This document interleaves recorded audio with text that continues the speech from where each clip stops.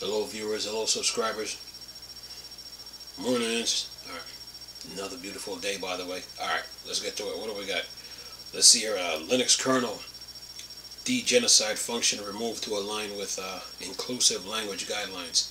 Says here a recent update to the code of upcoming Linux 6.19 has removed an unfortunate name function in the kernel source code. Says the function in question was called de-genocide and was related to the de-cache genocide, which has also been stripped out of the kernel. The decision aligns with the Linux kernel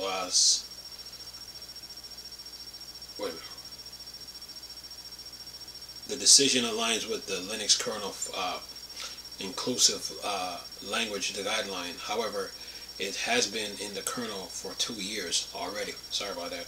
Says here the de-genocide function was introduced in 2023 as a part of the de-cache update. Its role was to kill given directory entry along with all its children, etc. that kept entries artificial busy on certain file system before unmounting. Says here the code was a line submitted by the Linux developer Alvaro.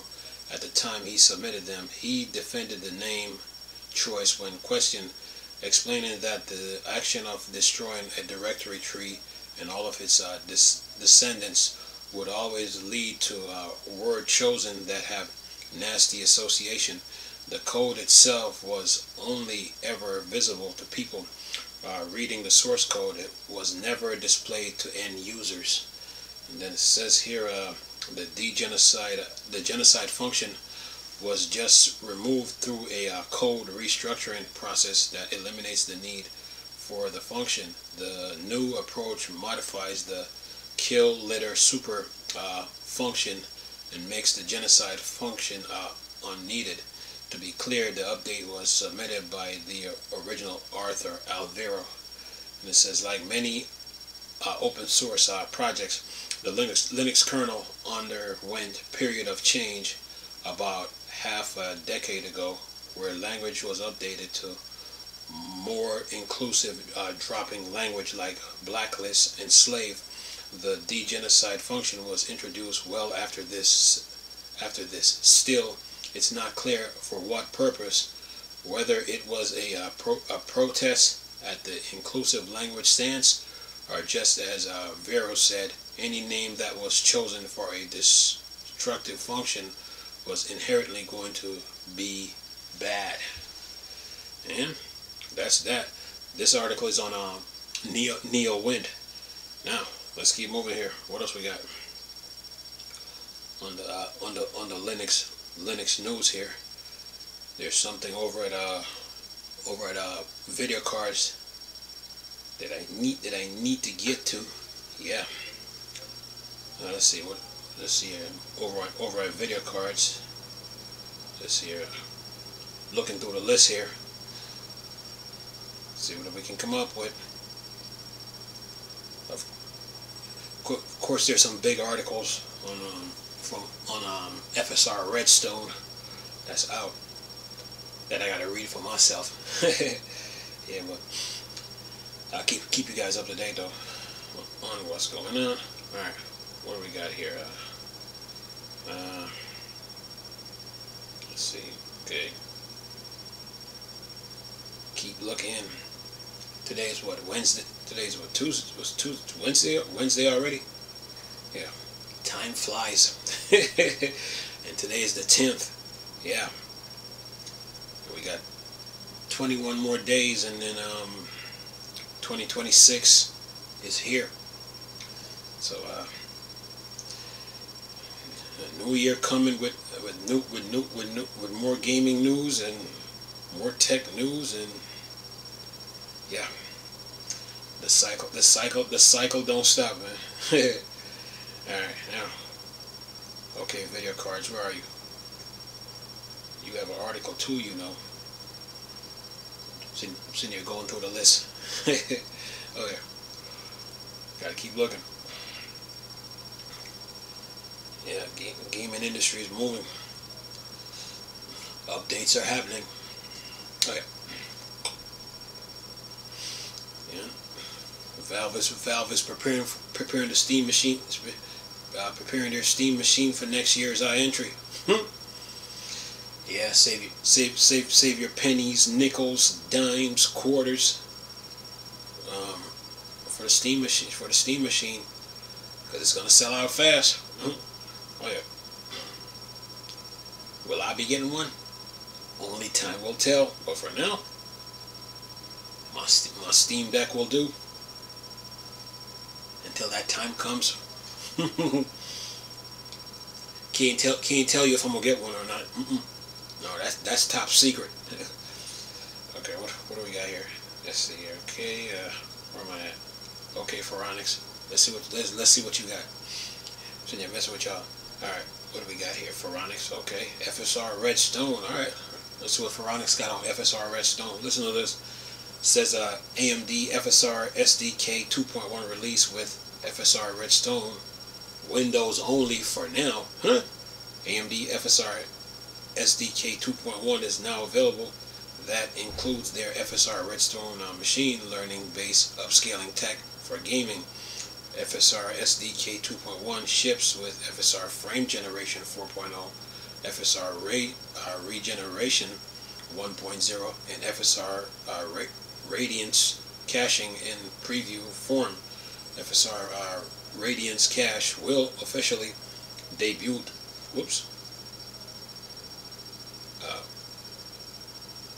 Debut in 2026.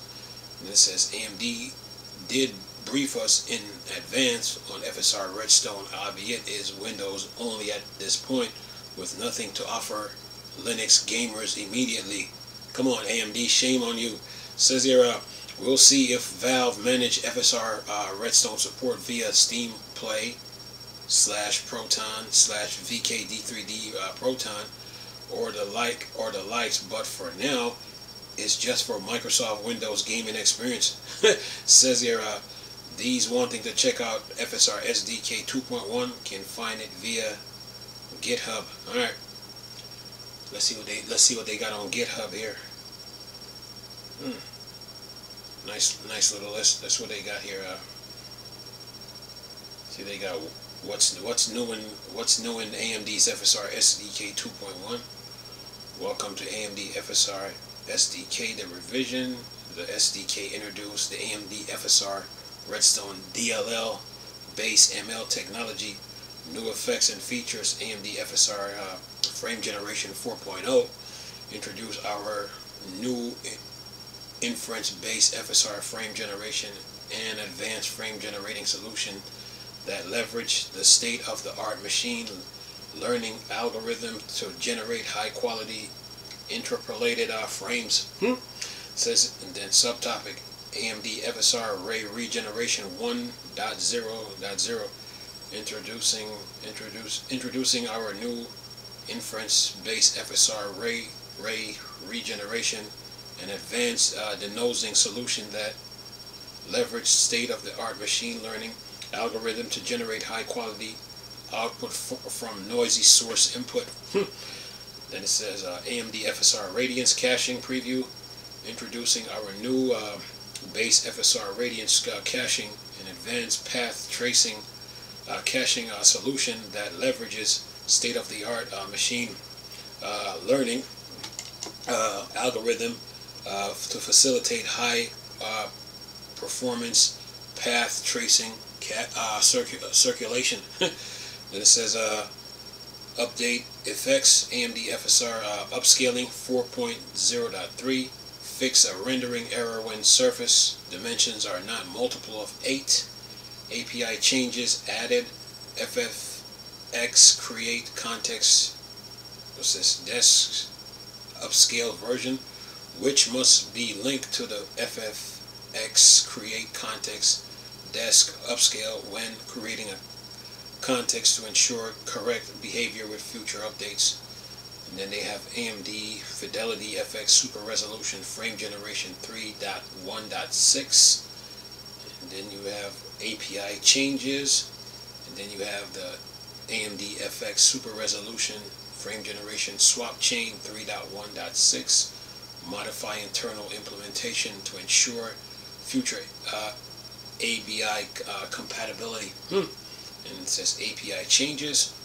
And then you have the, what's this, AMD FSR API, minor non-API breaking addition. Then you have update component, starting with AMD Fidelity FX SDK 2.0, the effects previously combined.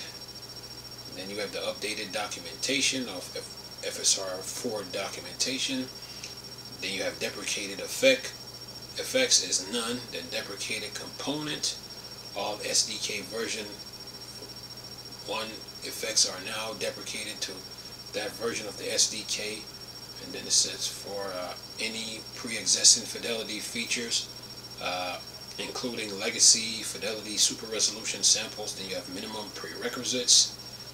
Visual Studios 2022, Windows 10 SDK 10.0.18362.0. Then you have the download, then you have additional information. Yeah. AMD. Alright, what else we got? Sitting here going through the list here. So what we can come up with. What's this? Just going through the Linux news here. What's this one? Let's see here. Budgie 10.10 desktop approved for Fedora 44 packaging. Fedora Budgie spin all Wayland. In addition to approving Fedora cloud switching boot to BTRFS subvolume, another change approved this week by Fedora Engineering and Steering Committee, FESCO, is for shipping the Budgie 10.10 desktop package in Fedora 44. Says Fedora already enjoys Budgie in the package repository as an alternative desktop option. There is also the Fedora Budgie Spin for those wanting to enjoy the Budgie desktop experience out of the box.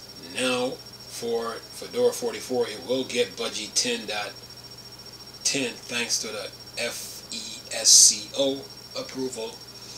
And it says Budgie 10.10 is currently out in preview form and is the release that shifts to X11 desktop session support over to Wayland.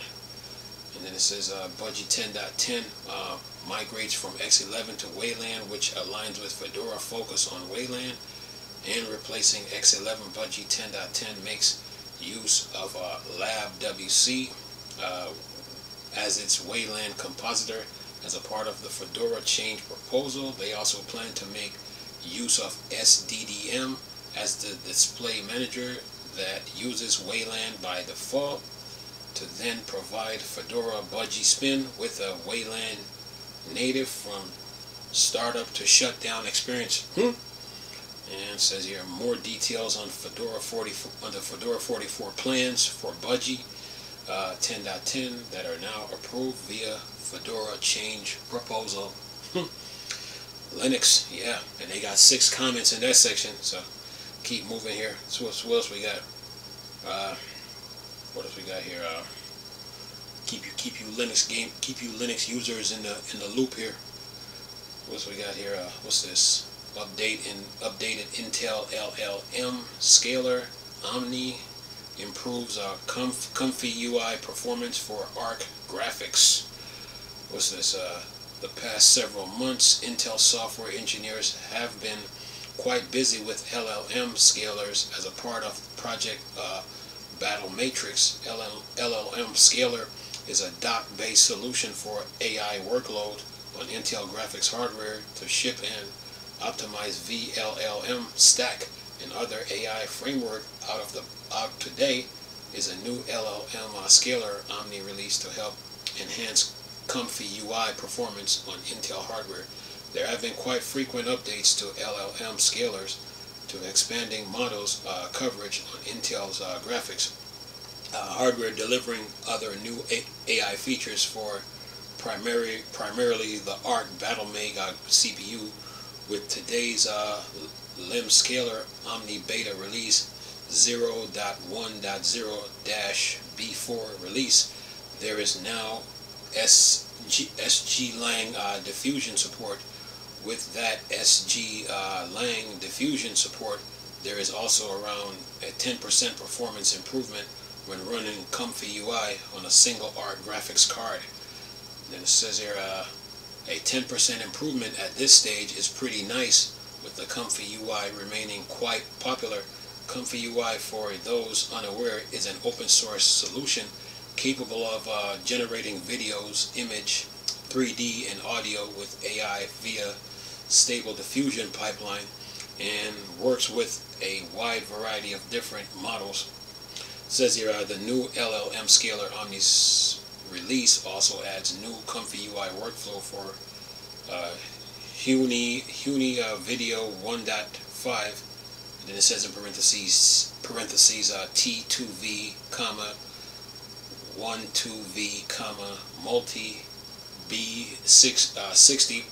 Then it says Z image. More detail on this update Intel via release. GitHub while pre-built containers are available from Doc Hub.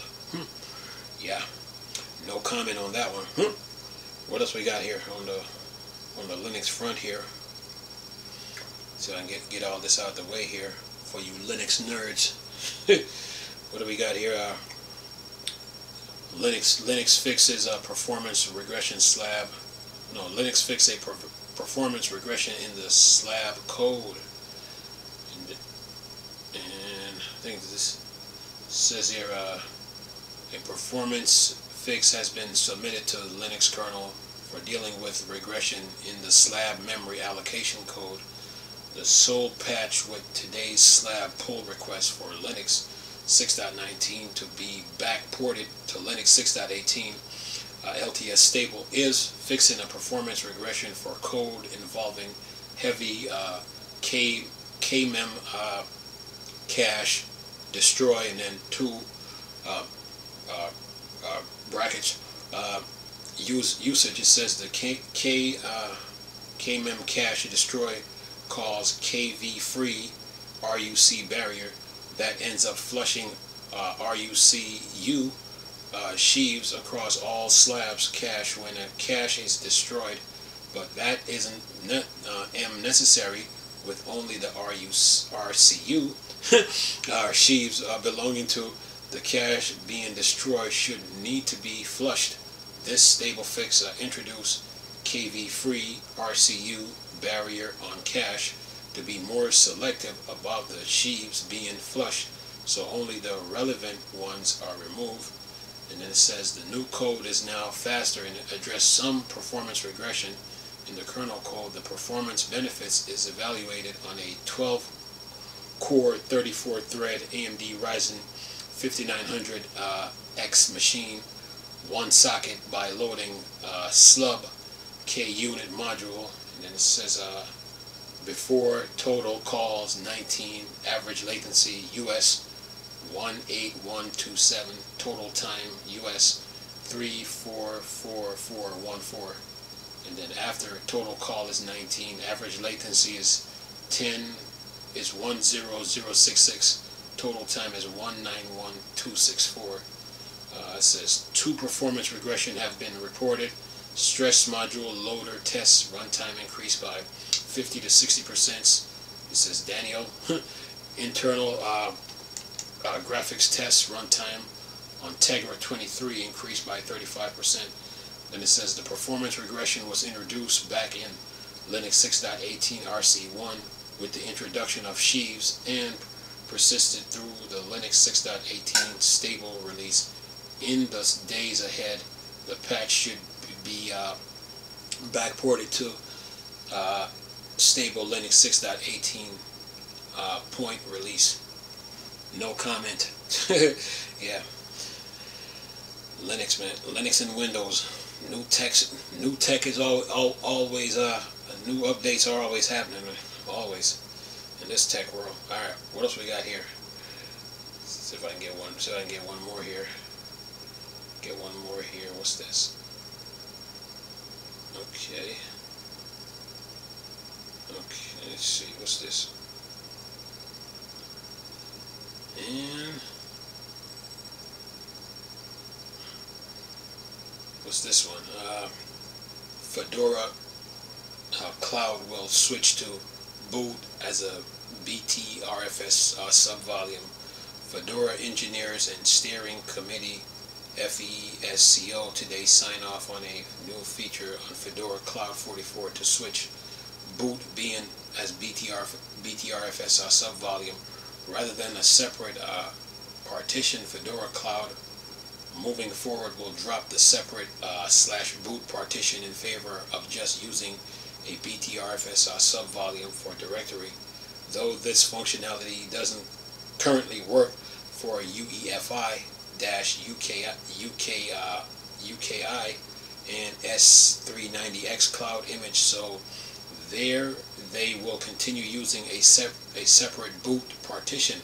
The argument in going for a BTRFS subvolume as the boot partition is that these images tend to be fixed size and grow on deployment. Thus, by eliminating the separate partition, they can minimize the initial footprint for each cloud image. In the case of Fedora Cloud and cloud environment in general, with not having to worry about bootloader prompt and the likes, this can ease the mitigation to having /boot be a BTRFS subvolume given current grub limitations. And it says the change will affect the Fedora 44 next year, and again, to be completely clear, just cloud deployment outside of IBM S390X and UEFI-UKI configuration. More detail on this approved Fedora feature via the Fedora wiki. 18 comments. Yeah, I'm sure the Linux users got something to say about that. Yeah, anyway, what else we got? I think I can go one more here. Let's see here. I think I can go one more. Lots to cover. Yeah. Let's see, what's this? Oh. Come back on that later. Let's see, get out of there. Alright, now. I know, who's that, tech, video cards got something on Linux. Gotta get to that. Got to keep you guys in the loop on your Linux. Okay, we know about FSR Redstone. We get you. We talked about you already. Okay, what's this? Okay, all right. Keep the Linux users happy. Yeah, Chris, where's our content?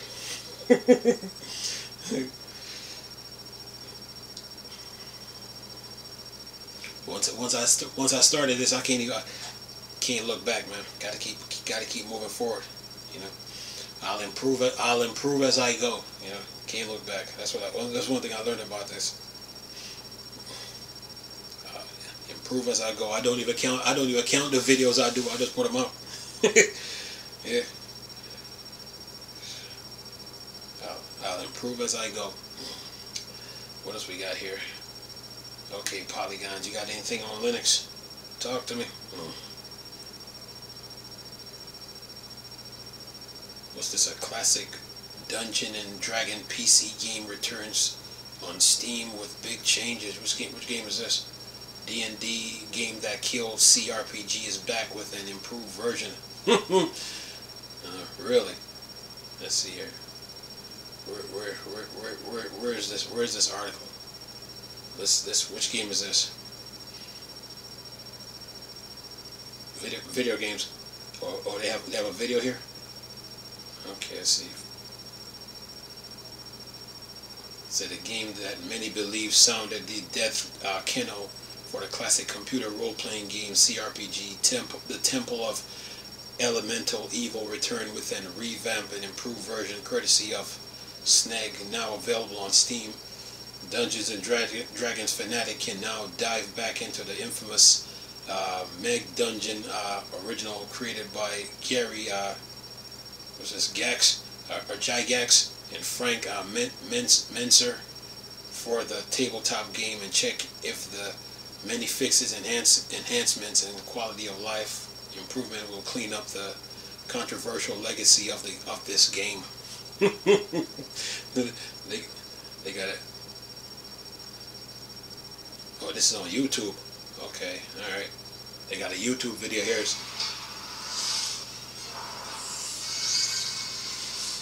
Got a YouTube video. It's about 1 minute and 3 seconds. Yeah, I'll mission for Greyhawk.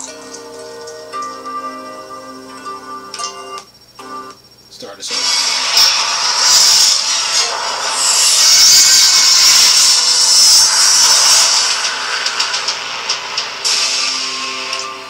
You've been summoned to the Council Chambers to perform an important mission for Greyhawk.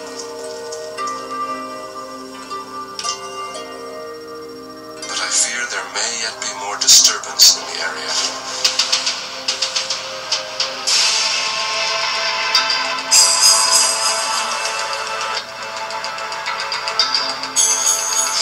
Above-ground portions of the Temple of Elemental Evil were defeated 10 years ago. But no one really ventured down into the depths, and so the temple survived. Yeah. No one leaves here. You heard that? No one leaves. The Temple of Elemental Evil. All right. For you D&D fans. Anyway, let me get going here. Times of the essence here. All right, what else we got? Let's see. Okay, that was on Polygons. Gotta keep you guys in the loop, you know, on this gaming stuff. Okay, you know what I think this Netflix buying Warner Brothers is like smoke and mirrors. I don't think it's gonna go. It's not. I don't think it's not making an impact like how Microsoft bought Activision Blizzard. You know. And I mean, even with EA being bought for like $50 billion, that didn't make any noise. It just flew over people's head like, okay, because people remember what EA did to all those studios. So EA, when EA said they were bought and purchased, people were like, I don't think most gamers even cared, to tell you the truth. And now with this Warner Brothers, Netflix trying to buy Warner Brothers, to me it's like smoke and mirrors, you know. And I think Paramount put up the ante by making it $100 billion now. So we'll see what comes of it, but I don't think it's having an impact though. But we'll see. Now I do think Microsoft should have bought the gaming section of Warner Brothers. Thought they should have did that. Anyway, what do we got? The Verge. Anything on Linux? Anything on Linux? Anything on Linux? All right, one more. Let's see if I squeeze this one. I think video card got it. See if I can get it. Video card, where you at? There you go. Get this one that video card have on Ubuntu. Once I get that. Okay. Gotta be quick. Let's see here. Oh, here we go. Oh yeah. So I knock this one out. It says here Kernel to package AMD Rock M directly in Ubuntu. It says here Kernel and AMD are just tightening their partnership around the GPU compute on Linux. Kernel will start packaging and maintaining AMD Rock M directly in Ubuntu, so users will be able to install full Rock M stack straight from the official repository, starting with Ubuntu 26.04, the LTS, with updates in each late release. The work covers AI and high-performance computing libraries for AMD Instinct and Radeon GPUs, targeting everything from data centers, servers, to laptop WSL setups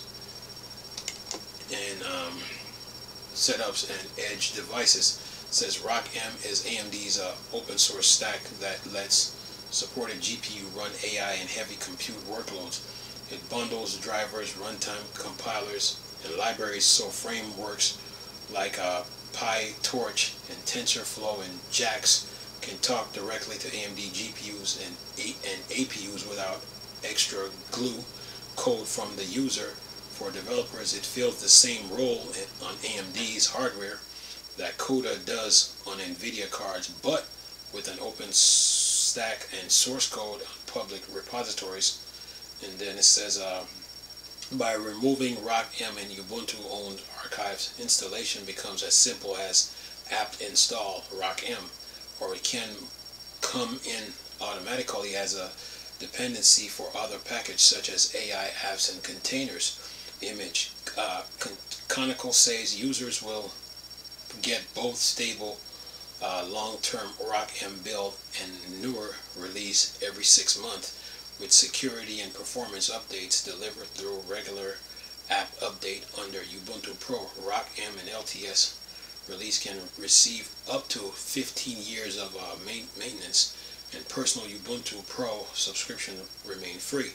Kernel is also building a dedicated engineering team for ROCm package and plans to submit the same work to Debian, which should help tool chains and Docker image that rely on standard Debian style packaging for anyone running or planning AMD based AI infrastructure. These reduced setups will set up frictions and line up with ROCm support with the way Ubuntu already handles drivers, libraries from other silicon vendors. And that is that. So you guys, you're good. You and your news, you and your deals, and you and your update. Yeah. For you Linux nerd, for you Linux folks. Now, there's one. Is there one more I can get? What's this? Uh-oh. Yeah. Let's see what we got here. What's this one? So I can knock this out real quick. Yeah, I can. Let's see this. AMD support Amuse AI software goes open source, works with GPU vendors.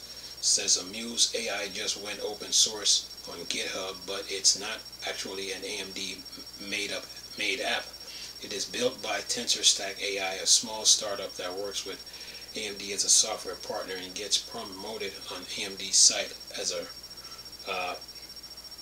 you know what, save that in another video. That's what I'm gonna do. You ain't got enough time. Anyway, that should hold you guys right now, but I got you guys covered, man. I'll be back. So hope you guys enjoyed it. Thanks for watching. See you guys in the next video. Bye for now.